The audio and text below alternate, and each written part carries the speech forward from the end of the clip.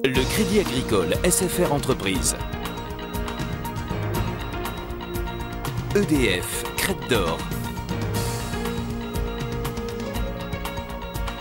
La SCPR et la Chambre de commerce et d'industrie de La Réunion vous proposent les nouveaux défis. L'ADIR et RFO Réunion, avec le concours de l'Europe, la région et le département, présentent les nouveaux défis.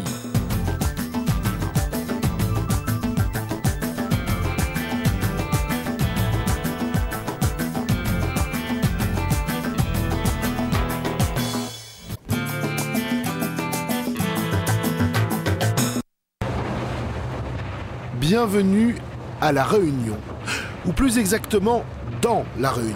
Plusieurs centaines de mètres sous terre à mi-chemin entre Mafate et Salazie. Deux tunnels grands comme des couloirs de métro. Le chantier était prévu pour 5 ans, il pourrait durer 10 ans.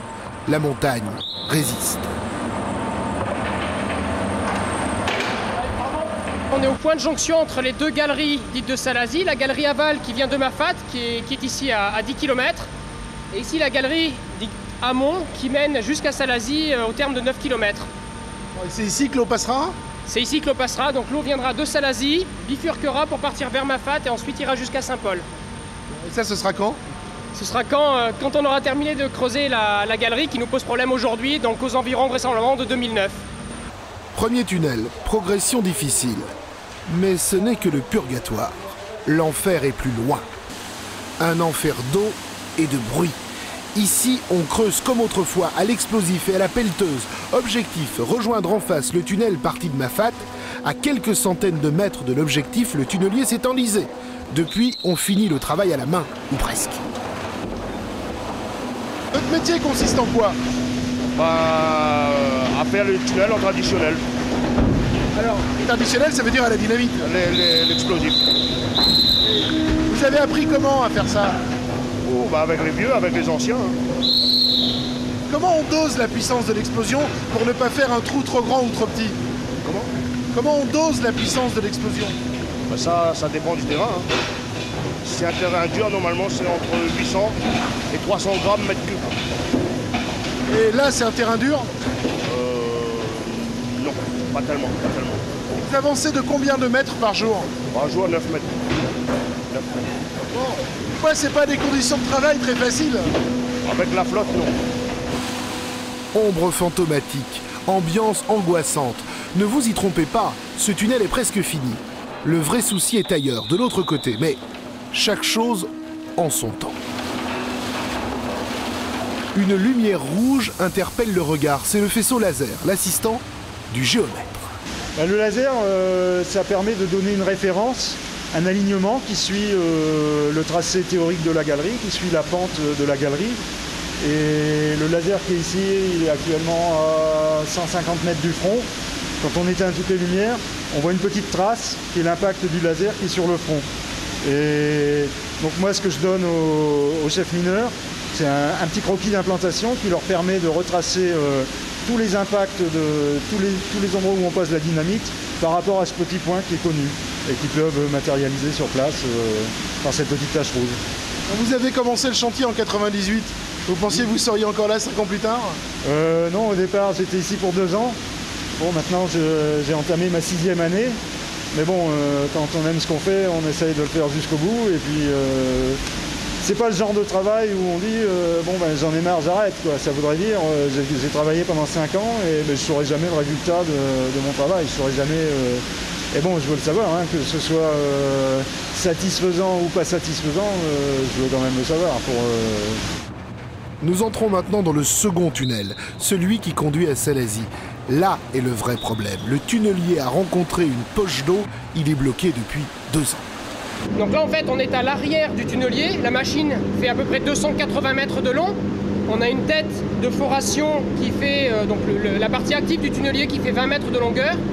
Et derrière ce qu'on appelle un train suiveur de 260 mètres de long qui regroupe tous les équipements électriques, hydrauliques, tous les équipements pour le personnel. Et donc l'arrière de la machine est juste devant nous, ce qui veut dire que la tête du tunnelier est 280 mètres plus loin. Alors ça c'est le tunnelier qui est bloqué. Ça c'est le tunnelier qui creuse la galerie qui va vers Salazie, donc qui est bloqué depuis bientôt 2 ans maintenant, puisqu'il a rencontré une zone où on a eu de fortes arrivées d'eau, à des débits importants, à des pressions importantes. qui ont interdit la progression du tunnelier. Alors non pas que la machine soit bloquée physiquement, mais l'arrivée d'eau crée un niveau d'eau dans la galerie qui empêche le fonctionnement de la machine. La machine est inerte. Devant, l'eau coule à raison de 600 litres d'eau à la seconde. Il a fallu construire des canalisations pour l'évacuer. Le chantier ne peut plus progresser. Est-ce que ce tunnelier va redémarrer un jour? Comment? Alors l'objectif, c'est bien qu'il redémarre, c'est bien pour ça qu'il est encore ici aujourd'hui. On a devant nous une zone où on a de très fortes chances d'avoir des arrivées d'eau importantes. Donc ce qu'on imagine aujourd'hui, c'est de pouvoir passer cette zone de venue d'eau à l'explosif, qui fera a priori entre 1,5 km et 2 km. Et une fois qu'on sera sorti de la zone d'arrivée d'eau, qu'on sera dans des terrains plus secs, on pourra tirer le tunnelier sur ces 1,5 km ou 2 km qu'on aura creusé à explosif et ensuite redémarrer au tunnelier pour terminer la galerie. Pour trouver des solutions, contourner le problème, les ingénieurs ont réalisé des sondages à partir d'un petit couloir latéral creusé à la dynamite. Les nouvelles ne sont pas bonnes. Devant, il y a de l'eau, de l'eau, de l'eau, encore de l'eau. Donc là en fait 6 mètres devant nous, on a une première zone de venue d'eau et on en a encore à 20 à 50 mètres derrière nous. Donc ce qu'on sait déjà, c'est que 100 mètres devant, on a encore beaucoup d'eau. Enfin le bout du tunnel, nous sommes dans la tête du tunnelier. L'eau arrive de partout. En équilibre sur les vérins, au cœur du problème, on mesure l'ampleur de la tâche. Voilà, nous sommes à la tête du fameux tunnelier qui est bloqué sous les eaux à 7 km de Salazie. C'est un travail de titan, mais les gens qui travaillent sur ce chantier pensent qu'ils verront un jour le bout du tunnel. Retour vers la sortie, nous croisons un nouveau chantier. Nous sommes à l'arrière du tunnelier, sur sa voie d'accès. Sur des centaines de mètres, les ouvriers détruisent le socle de béton qui soutenait l'une des voies ferrées. Dans des conditions dantesques, ils creusent un caniveau pour évacuer l'eau qui bloque le tunnelier. Ici, on est dans la galerie Hamon. Galerie Hamon qui a rencontré donc une forte venue d'eau qu'on doit maintenant évacuer. Donc c'est pour ça qu'on est en train de miner un caniveau pour pouvoir évacuer l'eau de façon gravitaire et puis pouvoir travailler à sec. Donc c'est pour ça que je vais installer ici un système de laser pour régler les pentes du caniveau. Parce que malheureusement, les progrès de la topographie en matière de satellites, nous, sous la Terre, on n'en profite pas, donc on utilise d'autres techniques. Alors vous me disiez tout à l'heure qu'on ne voyait pas l'effet de votre travail, mais vous êtes nécessaire partout.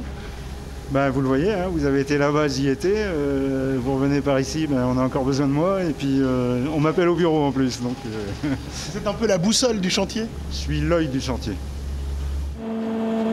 Ces travaux gigantesques se tiennent à 1000 mètres de profondeur sous la montagne. Le chantier tourne 24 heures sur 24. Les équipes se relaient toutes les 8 heures. Les convois évacuent les gravats, emmènent les hommes dans une noria ininterrompue, comme si le tunnel n'avait pas de fin. Ce soir, mauvaise nouvelle. La piste d'accès au chantier au fond de la rivière des Pluies est coupée par une crue. L'équipe descendante va rentrer à la maison en hélicoptère. Au même moment, dans le train, la relève monte au combat.